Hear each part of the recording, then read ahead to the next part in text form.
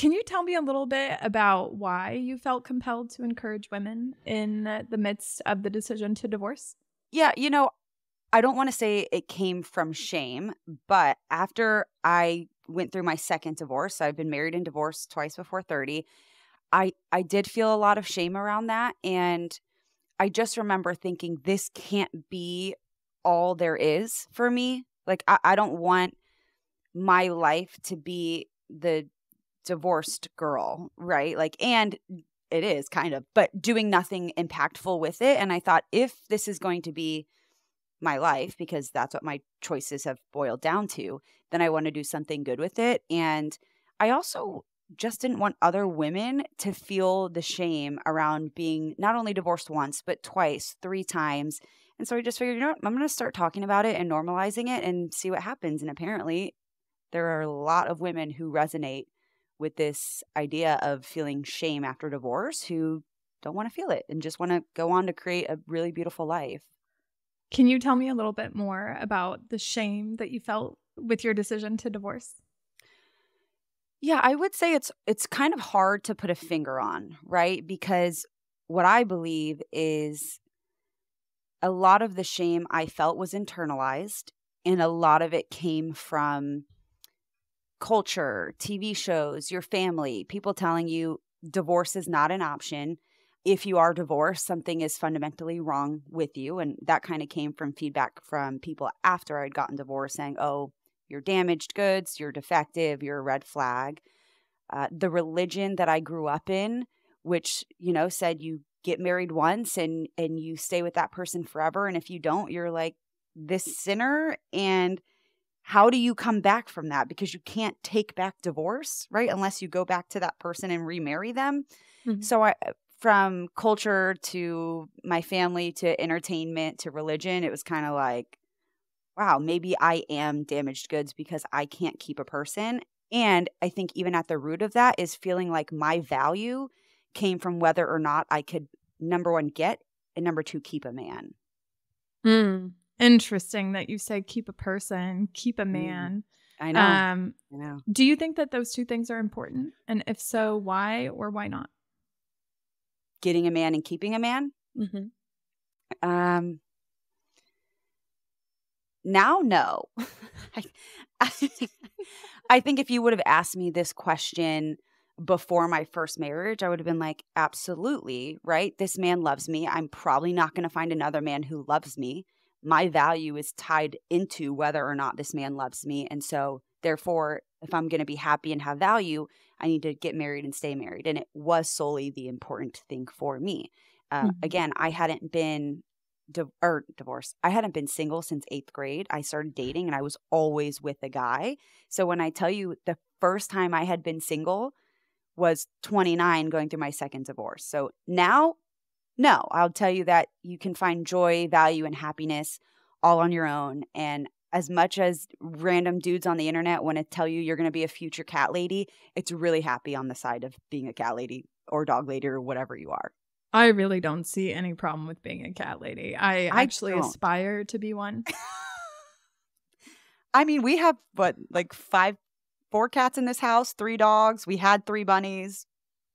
What do you think it was that compelled you to think like that about women's value being tied to getting a man and keeping a man?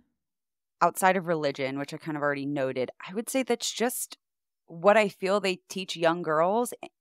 And I can't really pinpoint like an exact moment where I developed this idea that I have to have a man. However, like you have the Cinderella movie and she did everything that she could to, get to the prince, get to the ball, or I guess every fairy tale movie is like that. So you're yay big, you're like, 3 feet tall watching these movies and entertainment and even just, I guess, like in your friend groups, right? It's always about like getting a boyfriend and how to get a guy. So I think it was just these subtle cultural cues of this is what you're supposed to do. Because I don't think anyone ever straight up told me you need to get a man and keep a man to have value.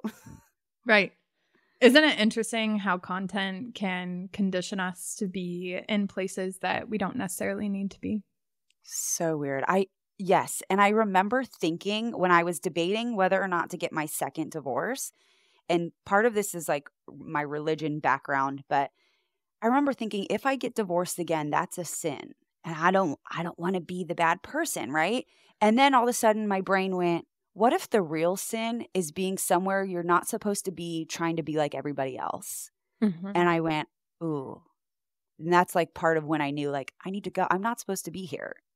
Mm-hmm. I'm just not. And then I left and I realized even more I wasn't supposed to be there. I think the best way to become a dedicated sinner is by keeping our focus on what is a sin, even though we don't actually understand that it's the sin is not living true to ourselves. You know? Oh my God.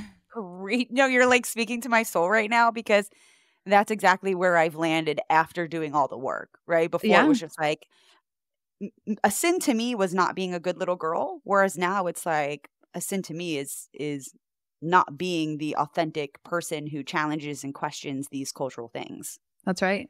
That's right. I completely align with that statement. Can you tell me a little bit about why do you think it is that the societal pressures want us to believe that divorce is a sin? I don't know. Maybe it's a part, like, I'm going to tell you where my head just went when you asked that, which was, I don't know, the patriarchy. Like, maybe it makes sense to have a woman in the family doing the wifey stuff so the dude can work. Like, I don't think that I truly know the answer to that question. So I don't want to be like, here's all the things that I don't really know, but it's definitely there. Does that I make think sense? yeah, it does. And I think that's one of the most authentic answers that you can give anybody to a question that you don't know the answer to. Yeah. I don't know is an answer. And so I'm glad that you felt like you could say that here. So that makes me happy. Thanks, Chelsea. You made me feel safe. Good. That's my intent here. Nobody is unsafe here. We're all safe inside of our existence. So what compelled you to divorce the first time versus the second time? How did your thought process differ, if at all? Yeah. So the first time I was very young. I had gotten married at 22, just turning 23, and we were married for about a year. And I knew months before the wedding that I did not want to marry this guy. And actually 8 months before the wedding, I made out with another dude. I was like super drunk and I was making out with this guy. So like, I'm like straddling this dude in college and I'm like making out with him and I go, I'm taking this to my grave. I was like, I'm never gonna tell anyone about this. Okay. Ever. He was like, yeah, good. And I'm like, hey, literally 3 hours later, it was like 5 a.m. I'm like, I kissed somebody else. So the way that played out, one, I wish I would have seen that as like a red flag in myself. Like I was trying to sabotage the relationship so I didn't have to move forward with it, but I didn't know that then. So he ended up freaking out. He forgave me. So then I felt kind of obligated to marry him. Mm-hmm. And so I did. I was like, you know what? This is the way it goes. You know, you go to college, you meet someone, you marry them, you live happily ever after. So I was just doing the next best thing, I think. And so get into a marriage with him, and day one of the cruise of our honeymoon, or day 3, I should say, something really wild like happened. Like it was just crazy. And then he like brought up divorce. And that day I was like, I'm divorcing this man. And I'm like, I don't know how, I don't know when, but yeah, it was almost like this just really bad feeling that I didn't know how to explain. I couldn't put a finger on it. I just knew this is not good. And because I couldn't communicate or understand my own feelings, I had then resorted to like self-harm.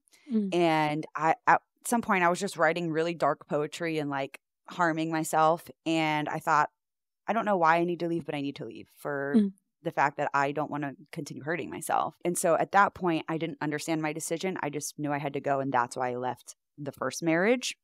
I mean, he was very toxic, but that's me speaking in hindsight. As opposed to the second, where we were married for 2 years. Neither of us did the work to heal after our first marriages because he was married too. And so I had this little feeling before marrying him. I had some similar struggles, but I didn't notice it because I was too busy, coping with alcohol, food, all the other things. So I just kept it moving and married him. And then probably about a year into it, I was like, I think I'm repeating some patterns. This really sucks. What do I do with it? I'll just try to work it out. And then when I got to about March of 2021, I really thought, I need to take some time to get quiet and really learn my inner voice. What does she sound like? What does she want? Where do I want to go from here? Because a second divorce before the age of 30 is really serious. Like, this isn't a joke to me. If I can make it work, I want to make it work. But if I'm not supposed to be here, I want to leave. And so, yeah, I ended up deleting all my social media. I went into hermit mode for the entire month of March. And I just I would go into I called it my, what do I call it? I don't know, like a faith closet or something like that. And I would just go in there and I would just let whatever would come up. And by the end of it, I kind of just asked for a separation. And then I knew, I'm like, yeah, it's done. So that one was a little bit more thoughtful and like, it's going to really suck, but I know that this is what I'm supposed to do. I am so captivated by the fact that you touched on a topic that I still struggle with going into. So I'm hoping that we can kind of go into it together. Yeah. But can you tell me a little bit? You touched on self-sabotage and self-harm. And I'd like to know what your understanding is of how we go about sabotaging our own relationships with that in mind. Yeah. So obviously it wasn't conscious for me. Sometimes I feel like when you resist your inner knowing, your inner voice, or just that feeling of something's off, it usually starts to bleed out in other ways. And so I had this feeling of, I don't want to get married. I'm not happy in this relationship. I don't want to be here.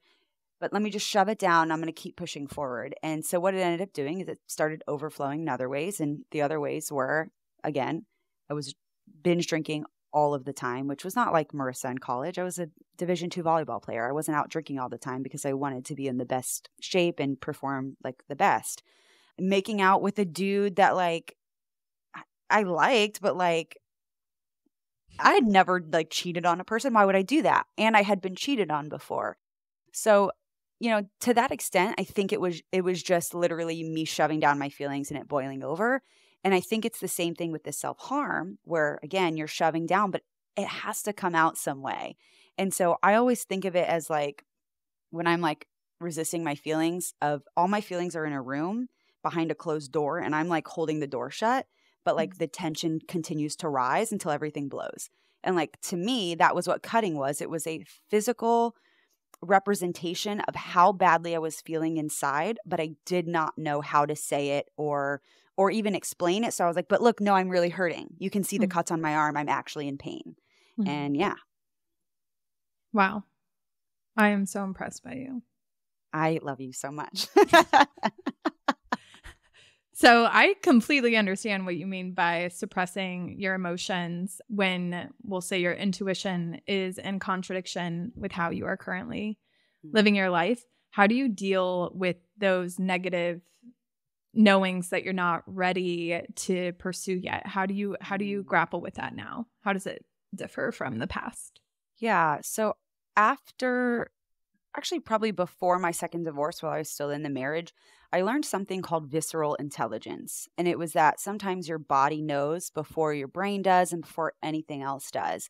And so I learned about this because my friend was studying to be a life coach. And so she was practicing on me. And so she said, the way that you can just practice visceral intelligence, which is your body just has knowledge, is by asking yourself questions and answering. You can answer some truthfully, you can answer some non-truthfully, and pay attention to what happens in your body. And so if I would ask myself, hey, is your hair blonde? And I would be like, yeah, I would feel the tension in my chest. My shoulders would get like tighter. My jaw would clench. Like that was a visceral no, like, that's wrong. Whereas if someone were like, hey, is your hair red? I'd be like, oh my God, yes. And like my chest would open up and my shoulders were relaxed and like, you know, my eyebrows were raised and I was happy. And it was just learning to see what your body looks like when it's telling you certain things. So like now I started practicing just in casual conversations. And so when someone would ask me, hey, do you want to go to dinner with me tonight? And if immediately I went like this, I go, nope, sorry, I can't. Tonight's really just time for me, you know, whatever. And I don't know. I really just started practicing noticing what my body feels like in specific moments so that I could answer in a way that was authentic to Marissa. It sounds like you were claiming what you identify with rather than, you know, pushing yourself into a box that you necessarily didn't. Right. Like doing things just because I wanted other people to feel good or because I thought it was the right thing to do or what I should be doing. It was more of, what does Marissa actually want? What is my body telling me?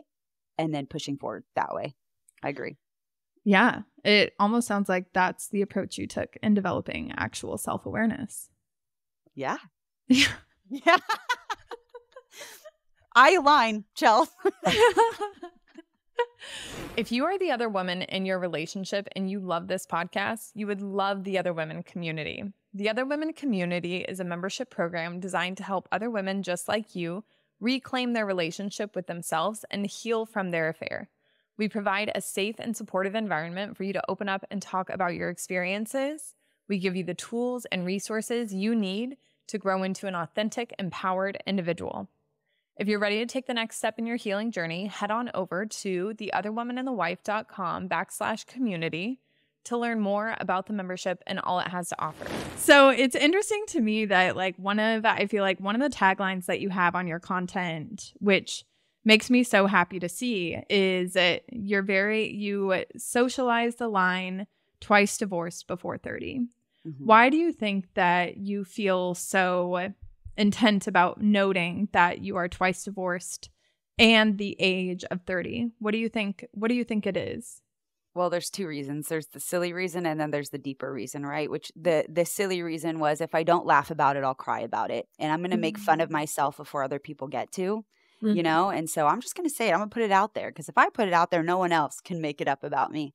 Mm-hmm. And then the other part of it is that's what gave me the most intense shame, was that line of being like, wow, I've been divorced twice before 30. And so I think it's just to normalize, hey, like, this is, I don't want to say it's normal, but there are a lot of women who have had multiple divorces.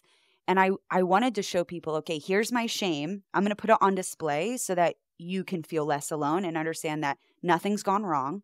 Mm-hmm. You're not damaged. You're not defective. And also, like, this is a little blip in your life. 5 years from now, 10 years from now, this is going to mean nothing to you, because it is nothing. Mm-hmm. Mm-hmm. It really is just a certificate. Yeah. Yeah. Like, I graduated 2 marriages. Duh. Like, it's a certificate of a dissolution of a marriage, you know. Congratulations. That's what the judge told me after my first marriage. He was like, it's the admission that this relationship no longer served me or the rest of the world. So we called it. The marriage was complete. Okay. And so I left. Yes, absolutely. Do you have any aspirations to get remarried? I'm still doing the work there a lot, because one of the things I really struggle with is trusting myself now. And again, that's kind of where that awareness is, and learning to listen to my body and all of that comes into play. But I think there's a little kid inside of me that's like, but what if you make the wrong decision again? What if you meet the wrong person and you stay with them to please them, and instead of honoring your true self and what you want and what you know you deserve? And so I think that plays a role into me even dating at all, because I really haven't done a whole lot of that. If I met the right person. If you met the right person, I mean, I think I want to touch into something that you just said, but what do you think is required to trust yourself? Exactly what I'm doing. This is the best part, right? Like, I spent time getting to know myself. I've spent like quiet time in my inner world. I've thrown things against the wall to see what sticks. Like, do I like tea at sunset? Do I want to work out? I have done the awareness work, which is doing the check-in and being like, is this right for me? And so that's the best part about your question, is this fear over here is driving so much of my behavior. However, I am building trust already. And I know that if I were in a situation with someone who didn't align, I have all the tools I need to make whatever decision I need to make. I know that. Great question. I have goosebumps. Thank you so much. From my own words. Beautifully put. Beautifully put. And you should have goosebumps, because I have them too. Oh, yay. I have one last question for you, yes. Red. Now, like, I only want to see you with red hair. But anyways, what have you learned that you want to share with other women? That is such a loaded question. You have all the time in the world. I think this is super simple, but this is really primarily my message online, which is there is life after divorce. And I think that because of culture's idea that our value is tied up in a man, that when women get divorced, there is this idea and feeling of this is it. This is over. There's nothing left for me. And what do I do now? And it really, really does feel like the world is ending. And I just want to offer women that there is hope. And it's going to suck, right? You don't get to skip like the sucky part. Like you might have 1 year, 2 years. It's really not linear, right? So you might have good days, bad days, whatever. And this is what I tell women. Embrace the suck. Let it be there.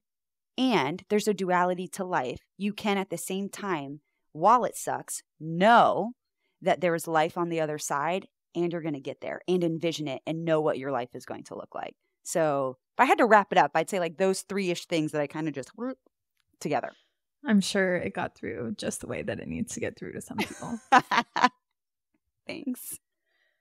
Red, I love you for coming onto this podcast. I know that when we first met, I saw you as a huge inspiration, and you still are an inspiration to me and many other women who are grappling with life and understanding what their experience is supposed to be in life. And so I just want to thank you for pouring out this vulnerable conversation with me and allowing other women to hear it and not being afraid and learning to trust yourself. All of those things benefit the world in great ways. So thank you so much for being here. Thank you for having me. And I just have to say, I think it's always been mutual, right? Like I've always watched your content and been like, wow, she's so brave. How does she do that? I could never be that brave. It's so interesting what our brains do. But like you realize when you get to know people like this, that we're all just human and we're all just doing our best and we all just want to connect and somehow make the world a little bit better. So I appreciate what you're doing to the like nth degree for, especially in the world of people who are betrayers. I love that. I think you're really making a difference. So thank you. I sure hope so. Thank you so much for taking the time to listen to this podcast episode. We appreciate your support and would love to hear your thoughts on it. If you've made it this far, you're likely someone who is invested in the journey of being the other woman. We understand that this can be a difficult and complex experience, which is why we offer guided coaching to help you heal and move forward. We encourage you to explore the links in the episode description or visit theotherwomanandthewife.com/coaching to learn more about our exclusive coaching program and apply today. Thank you again for your support, and we look forward to seeing you in the next episode.